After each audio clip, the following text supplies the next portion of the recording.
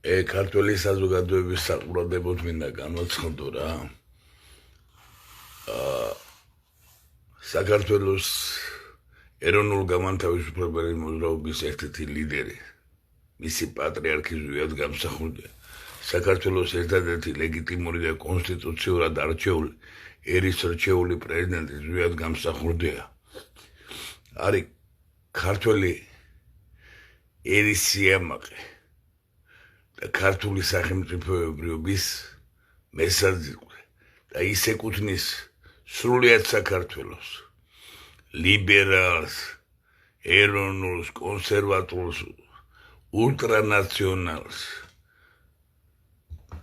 მხოლოდ ერთადერთი ის არის, რომ მისი სახელის манипулირება, მისი და მერაბის სახით манипулირება არ შეიძლება და აუცილებლად ყველას ვამხელ და ყველას დაუპირისპირდები, ვინც არ უნდა იყოს, თუნდაც ჩემი ძველი თანამებრძოლები, რადგან მივესალმები ყველანაირ ქართულ ერთობას, ეს იქნება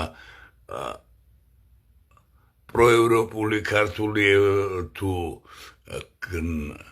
ქართული ოსნების მიერ მხარდაჭერილი ქართულთა დიდი გაერთიანება, ჩემთვის სულ ერთია და არ ვქვით ქართულთა გაერთიანებები, მაგრამ იქ ზვიად გამსახურდიას და მერაბ კოსტავას და ეროვნულ-განმათავისუფლებელ მოძრაობას არაფერი საერთო არ აქვს, რადგან კიდევ ვიძახი, პრეზიდენტ ზვიად გამსახურდიას ბრძანებულებით 1992 წლის 27 თებერვლისა და 1992 წლის 20 აპრილის ბრძანებით, ვინც აგიტაცია პროპაგანდას ეწევა არალეგიტიმურ სისხლიან არაკონსტიტუციურ არჩევნებში 1992 წლიდან დღემდე ისინი გაძევებული არიან ეროვნულ-განმათავისუფლებელი მოძრაობიდან და პირველი მერცხლები იყვნენ აკაკი ასათიანი, გიზო კორძაძე და ზვიად ბოკუჩავა.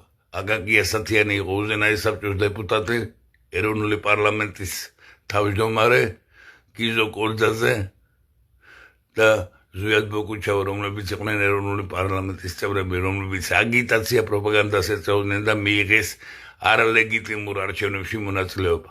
ასევე თითეულ პროევროპელს თუ რა ვიცი, რაც გინდა ისე იყავით რა.